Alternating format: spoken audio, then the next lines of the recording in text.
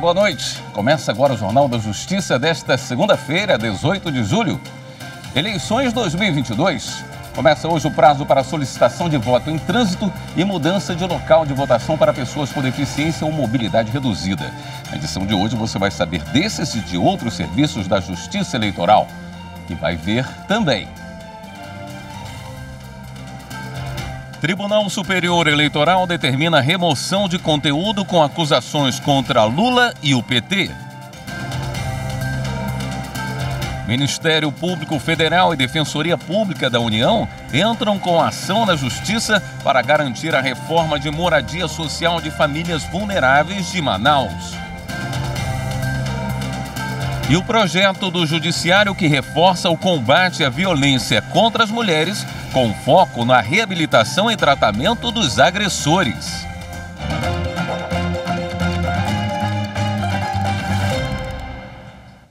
O presidente do Tribunal Superior Eleitoral, ministro Edson Fachin, rebateu hoje informações falsas sobre o processo eleitoral.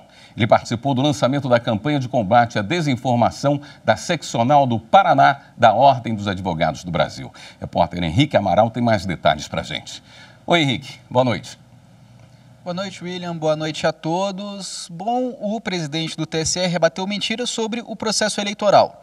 A primeira foi a de que um ataque hacker ao TSE ocorrido em 2018 teria conseguido alterar o resultado das eleições daquele ano e que também os invasores teriam conseguido acessar os códigos-fonte da urna eletrônica, o que teria comprometido a segurança das eleições. O ministro Fachin lembrou que as urnas eletrônicas não são ligadas à internet, não tem ligação com a internet, e também que os códigos-fonte da urna eletrônica e dos sistemas eleitorais são abertos antes das eleições. Assim, nas palavras do ministro Fachin, acessar os códigos seria como arrombar uma porta já aberta. O presidente do TSE também ressaltou que uma proposta para instituir o voto impresso foi rejeitada pelo Congresso Nacional no ano passado. O ministro Fachin lembrou ainda que mais de 72% das sugestões recebidas pela Comissão de Transparência das Eleições foram aceitas, o que desmente o discurso de que as sugestões feitas pelas Forças Armadas não seriam aceitas pela comissão. Por fim, o ministro Edson Fachin disse que as acusações são graves e inaceitáveis.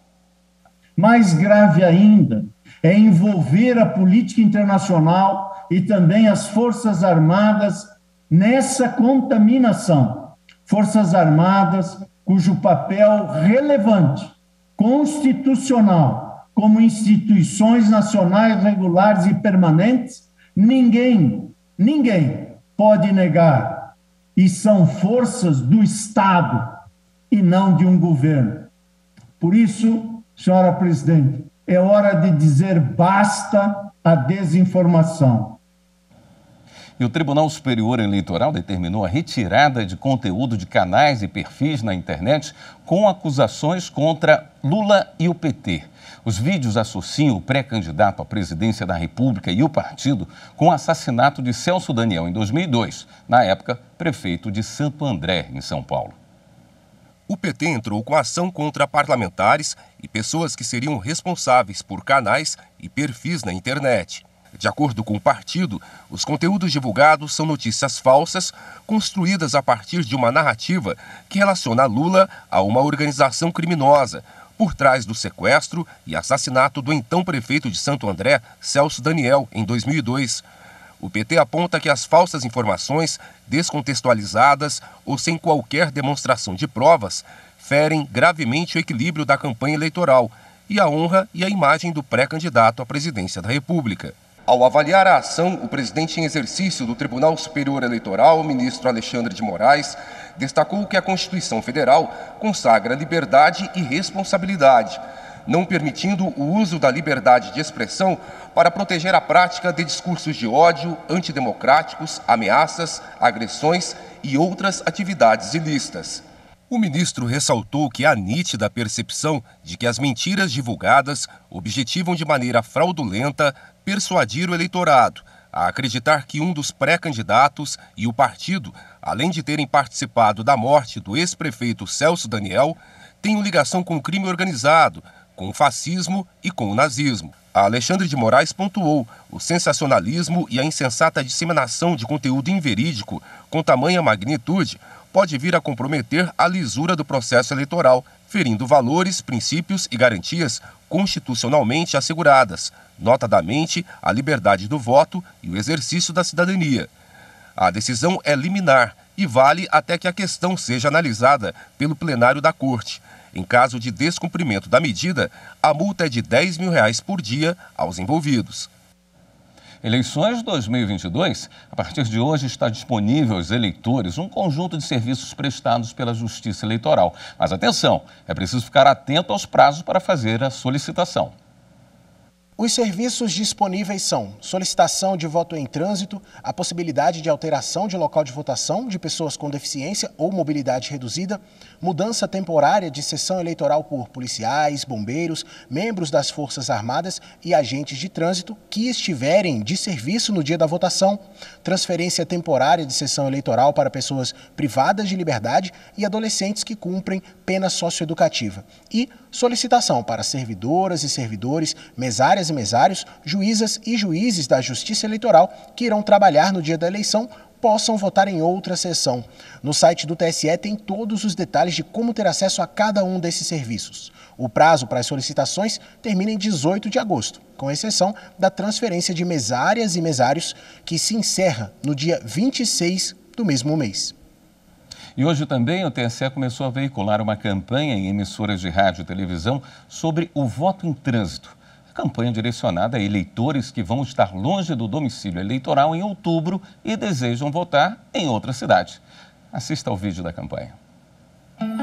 Longe de casa, há mais de uma semana, milhas e milhas distante do meu amor. Nas eleições, quem está longe de casa não precisa dizer bye-bye para a cidadania. O voto em trânsito garante o seu direito de votar. Se vai viajar pelo Brasil, indique onde vai estar no dia da eleição E vote onde estiver. Justiça Eleitoral. Há 90 anos pela democracia. A vice-presidente do Supremo Tribunal Federal, ministra Rosa Weber, atendeu a um pedido da Procuradoria-Geral da República e determinou o arquivamento de uma petição protocolada por parlamentares que atribuía ao presidente da República, Jair Bolsonaro, e ao ex-ministro da Saúde, Marcelo Queiroga, a prática do crime de prevaricação por não incluírem crianças com idade entre 5 e 11 anos no público-alvo da vacinação contra a Covid-19. Na notícia crime, o senador Alessandro Vieira, a deputada federal Tabata Amaral e o deputado estadual pelo Rio de Janeiro, Renan Ferreirinha, afirmaram que o presidente e o ministro da Saúde teriam atuado intencionalmente para retardar a inclusão da vacina para crianças de 5 a 11 anos no Plano Nacional de Imunização.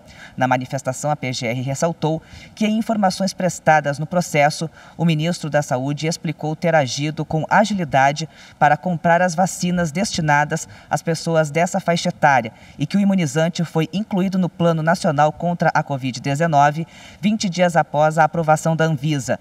Para a PGR, as informações demonstram que não houve nenhum crime. Segundo a ministra Rosa Weber, a jurisprudência do Supremo é clara no sentido de que quando o titular da ação penal formar sua opinião sobre o suposto delito e concluir pela inexistência de elementos que justifiquem sequer a instauração de inquérito, não há qualquer providência a ser adotada na esfera judicial e determinou a extinção e o arquivamento do caso. A quinta turma do STJ considerou que peculato não se aplica a dirigentes do Sistema S. Esse crime existe quando um servidor público usa o cargo para ganhar dinheiro de forma indevida, ou seja, pratica a corrupção. Depois desse novo entendimento, ações contra o ex-presidente do SEST e Senat foram encerradas. Segundo o Ministério Público Federal, Clésio Soares de Andrade, ex-presidente nacional do Serviço Social do Transporte e do Serviço Nacional de Aprendizagem do Transporte, SEST e Senat, teria participado de esquema de desvio de recursos das instituições para aportes diretos em fundos de previdência privada, além de ter ciência de que dirigentes recebiam salários em duplicidade em prejuízo do patrimônio das entidades paraestatais.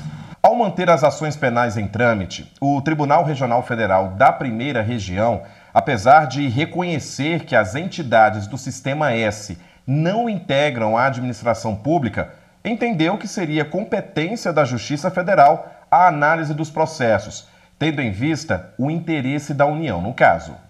No STJ, o relator do recurso em habeas corpus, ministro Joel Ilan Paciornik, explicou que não é possível confundir o eventual interesse da União com a natureza jurídica privada das entidades do Sistema S. O entendimento da quinta turma foi de que, conforme precedentes do Supremo Tribunal Federal, não se aplicam aos dirigentes do Sistema S a lei de licitações, nem um capítulo do Código Penal que trata dos crimes praticados por funcionários públicos contra a administração.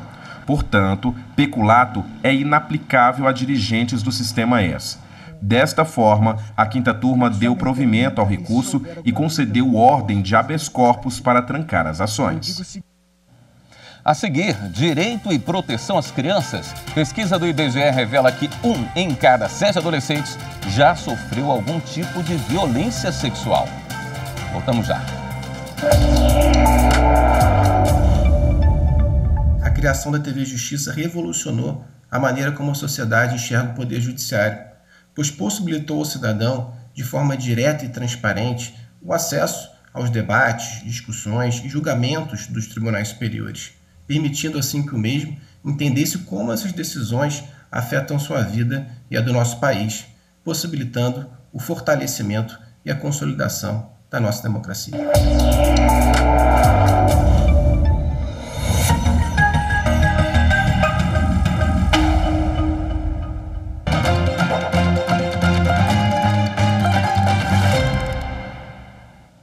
O Partido Novo questionou no Supremo Tribunal Federal a emenda à Constituição que institui o estado de emergência por causa da elevação extraordinária do preço dos combustíveis.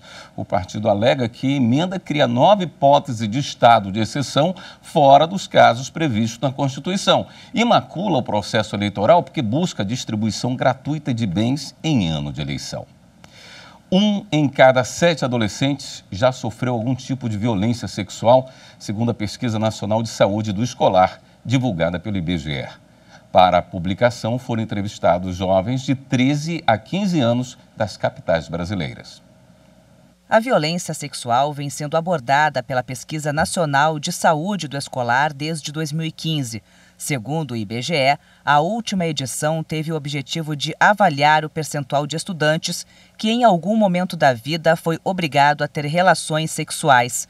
O resultado da pesquisa mostrou que 3,7% dos alunos do 9º ano das capitais brasileiras tinham passado por essa situação.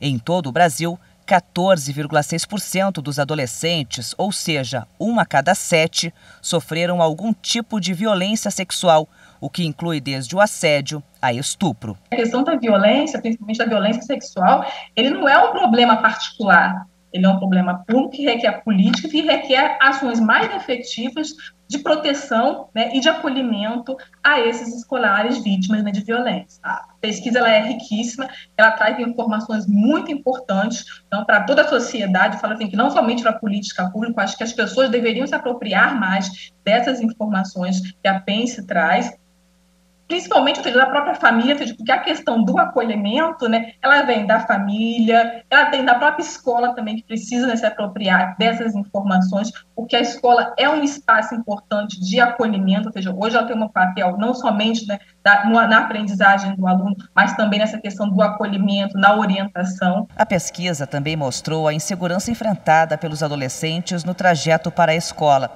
Em 10 anos, dobrou o percentual de alunos do 9º ano nas capitais brasileiras que faltaram ao menos um dia de aula por se sentirem inseguros durante o percurso ou na própria escola. O estudo mostrou ainda o aumento da violência física sofrida pelos adolescentes. O número de estudantes que sofreu agressão física por um adulto da família teve aumento progressivo em 10 anos. Passou de 9,4% em 2009 para 11,6% em 2012 e 16% em 2015. Já em 2019, 27,5% dos alunos sofreram alguma agressão física. Os pais ou responsáveis foram os principais agressores. Para este pesquisador, é preciso que os jovens sejam ensinados a identificar todos os tipos de abuso. A sociedade e a comunidade, ela deve atuar principalmente no incentivo à identificação dessas violências contra crianças e adolescentes, violência sexual contra crianças e adolescentes no Brasil. A partir daí, essa identificação, atuar na denúncia dessas ocorrências para os órgãos responsáveis, como Conselho Tutelar, Ministério Público, Judiciário e demais órgãos. Até mesmo utilizar o Disque 100 para fazer essa denúncia contra esse tipo de violação. O pesquisador reforça que as autoridades têm o dever de resguardar os direitos dessas vítimas. A Constituição, e o Estatuto da Criança e do Adolescente assegura que é um dever da família, da sociedade e do Estado garantir os direitos de crianças e adolescentes no país. Então, a família, a sociedade e o Estado precisam estar atentos a esse tipo de violação e enfrentar essa problemática seriamente que é de grande repercussão social e é urgente. Ministério Público Federal e Defensoria Pública da União entram com ação na Justiça para que imóvel destinado à moradia social de famílias vulneráveis seja reformado em Manaus. O prédio foi ocupado por famílias vulneráveis em 2016. Ele fica no centro de Manaus e está há anos aguardando reforma. E em 2018, a Justiça reconheceu o direito de posse das famílias. Mas devido às péssimas condições do local, elas foram realocadas. O MPF e a DPU pedem na ação que a União seja condenada a iniciar em 120 dias a reforma do prédio para ocupação pelas famílias já cadastradas e, caso sobrem vagas, por outras que estejam em listas de espera para habitação social. A ação civil pública inclui ainda o pedido para que a União assuma o pagamento de auxílio aluguel às pessoas que foram retiradas do local. A quinta turma do TST decidiu que um condomínio residencial de Campina Grande, na Paraíba, não é obrigado a contratar jovens aprendizes. Os ministros rejeitaram o recurso do Ministério Público do Trabalho e da Procuradoria-Geral da União. Eles entenderam que o conjunto habitacional não se enquadra no conceito de estabelecimento empresarial e, portanto, não precisa fazer esse tipo de contrato. O residencial entrou com ação na Justiça do Trabalho depois de ter sido notificado pela Gerência Regional do Trabalho de Campina Grande. Pelo documento, o condomínio deveria comprovar que contratava menores aprendizes. A administração do complexo, no entanto, alegou que, por se tratar de área destinada exclusivamente à habitação multifamiliar, não se enquadrava na obrigação prevista em lei de realizar esse tipo de contratação. Em primeiro grau, o pedido do condomínio foi aceito. O Tribunal Regional do Trabalho da 13ª Região, na Paraíba, manteve a sentença. O TRT entendeu que os cargos de zelador e porteiro de condomínios residenciais não demandam formação profissional específica. Essa decisão levou o Ministério Público do Trabalho e a Procuradoria-Geral da União a recorrerem ao Tribunal Superior do Trabalho. No recurso, ambos sustentaram que as funções estão listadas na Classificação Brasileira de Ocupações e que a lei permite que seja aplicada a cota de aprendizagem a estabelecimentos de qualquer natureza.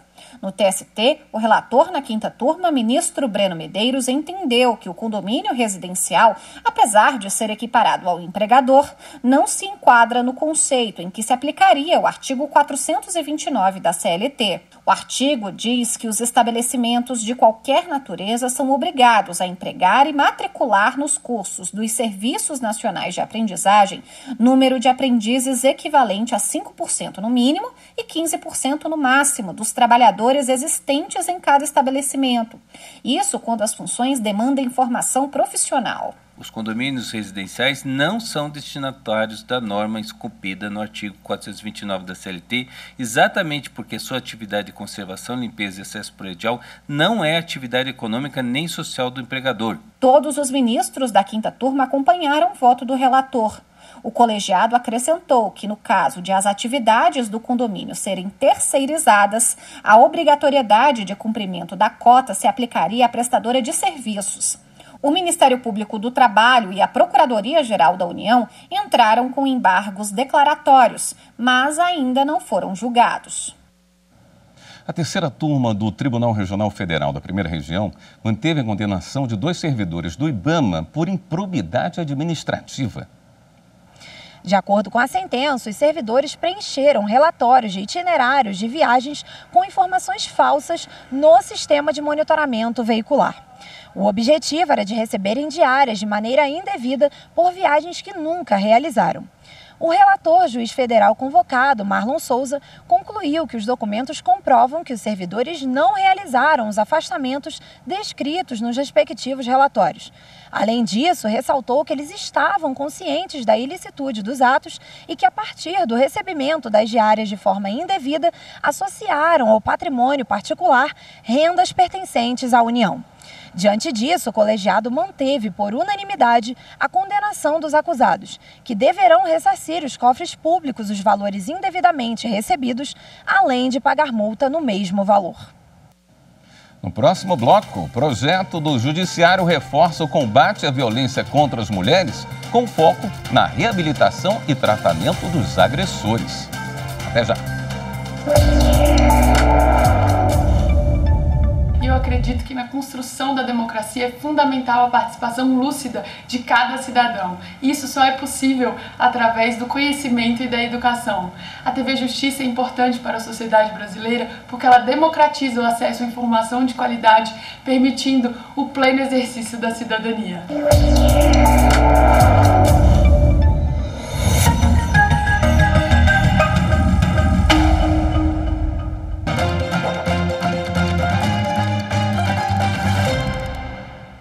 A quarta turma do Superior Tribunal de Justiça manteve um idoso no plano de saúde da irmã, que é a curadora dele. A operadora queria excluí-lo por considerar que ele não preenchia os requisitos para ser dependente. De acordo com os autos, o idoso que sofre de enfermidade mental está desde 2007 sob a curatela da irmã. Em 2011, ela o inseriu no plano de saúde de autogestão como seu dependente. Contudo, em 2018, a operadora comunicou que o curatelado seria excluído, pois o regulamento não admitia irmão incapaz do titular como dependente. O juízo de primeiro grau e o Tribunal de Justiça do Distrito Federal e dos Territórios julgaram improcedente o pedido para mantê-lo no plano, entendendo que a exclusão era lícita. No STJ, a quarta turma entendeu que, ainda que não se possa dar interpretação ampliativa ao contrato de plano de autogestão para incluir uma pessoa não prevista nas hipóteses de dependente, o fato de a operadora haver permitido por mais de 7 anos que o irmão figurasse nessa condição gerou a aquisição do direito, pois o decurso do tempo fez surgir a expectativa legítima de que a situação seria mantida. O relator, ministro Marco Buzzi, lembrou que eventual violação à boa-fé objetiva e ao princípio da confiança é capaz de criar, modificar ou até mesmo extinguir obrigações, tendo a jurisprudência do STJ admitido a aplicação dos institutos da suprécio e da surrexio nesses casos. Suprécio significa a supressão de um direito em razão do seu não exercício por determinado tempo, enquanto a surrexio é o surgimento do direito correspondente para a parte contrária. Com o amparo do Instituto Surrexio, o colegiado então deu provimento ao recurso especial para determinar a reinclusão do idoso no plano de saúde da irmã. A segunda turma do Superior Tribunal de Justiça restabeleceu a habilitação de uma candidata com deficiência em concurso para juíza no Tribunal de Justiça da Bahia. Repórter Michele Chiapa tem as informações ao vivo. Oi, Michele, boa noite. Boa noite, William. Boa noite a todos e todas. A candidata foi aprovada nas 2 primeiras fases, mas a banca a excluiu do concurso por entender que a condição dela não se enquadraria no conceito de deficiência física, previsto no decreto que regulamenta a lei sobre a Política Nacional para a Integração da Pessoa com Deficiência.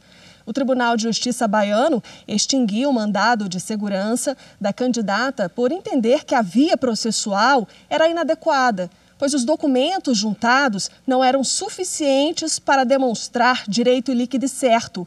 Seria necessário realizar perícia para testar a deficiência física. No STJ, o relator do recurso ordinário, o ministro Herman Benjamin, explicou que, de fato, o mandado de segurança não é o adequado para discutir a decisão da banca sobre a existência ou não da deficiência. No entanto, ao dar provimento ao recurso, o ministro destacou que ela teve a deficiência física reconhecida em outros concursos e diversos atestados médicos comprovando a doença hereditária. Por unanimidade, os ministros seguiram o voto do relator e reconheceram a ilegalidade do ato administrativo que havia excluído a candidata, restabelecendo a habilitação e classificação dela na cota reservada a pessoas com deficiência. Voltamos ao estúdio, William. Obrigado, Michele. E agora a gente fala sobre um projeto que reforça o combate à violência contra as mulheres. O foco é a reabilitação e tratamento do agressor. A iniciativa é desenvolvida pelo Judiciário de Barra do Bugres, interior do Mato Grosso. Eu vivi 9 anos nesse relacionamento e eu via que o meu ex-companheiro, ele não iria mudar. Que era um ciclo que sempre se repetia, sempre de violência, aí depois de pedir desculpa ou pôr a culpa na bebida. Eu achava que eu precisava viver ali e necessitar dele cuidar de nós, não tem? Dele viver, sustentar a gente. Até que um dia, quando aconteceu, eu aí denunciei com medo. Estamos em Barra do Bugres e aqui a violência também chegou com a mesma força das grandes cidades, como a nossa capital, Cuiabá. E é ainda mais dura contra as mulheres. Barra do Bugres está hoje na 6ª colocação entre as cidades mato-grossenses com maior índice de violência doméstica e familiar contra a mulher. Diante disto, o Poder Judiciário, o Poder Legislativo e o Poder Executivo da cidade, que é sede de comarca, uniram forças para implementar o projeto Saber Viver e o grupo reflexivo Conscientizar para Mudar. O objetivo do projeto é continuar dando todo o amparo às vítimas da violência doméstica e familiar, mas também promover uma mudança de consciência no autor da agressão, colocando fim ao ciclo da violência contra a mulher a partir do agressor. Esse projeto ele traz a obrigatoriedade e ela é colocada na decisão que defere a medida protetiva em favor da mulher de que esse agressor compareça ao fórum para participar desse projeto de um ciclo de palestras. Esse ciclo é composto de 7 palestras que vão abranger todos os aspectos sociais das relações que esse agressor pode ter com a sua esposa, da parte do alcoolismo, espiritual, parte de saúde, para que de fato ele saia reabilitado. É um trabalho que justamente ele vai fazer o quê? Romper, tentar e buscar mecanismo para romper esse ciclo, porque nós sabemos que geralmente o homem ele pratica essa violência contra a mulher, cumpre as suas determinações judiciais, cumpre a sua pena e volta para o seio da sociedade. E muitas vezes ele volta também para o seio familiar. Nós queremos expandir esse trabalho que aqui a doutora Lilian inicia, acompanhando, dando palestras para a gente poder tentar reabilitar e ressocializar esse agressor para que ele possa continuar dentro do seu lar ou até mesmo iniciar uma nova vida sem que ele volte a cometer uma agressão contra quem quer que seja a mulher. Quem já foi vítima deste tipo de violência acredita que este seja um caminho seguro para evitar que mais mulheres sejam vítimas. Eu acredito que sim, até porque, querendo ou não, geralmente esses agressores são os pais dos nossos filhos. A gente é levado a acreditar, né, a ter essa esperança de que eles mudem. Esta edição do Jornal da Justiça fica por aqui. Um bom início de semana para você. Até amanhã.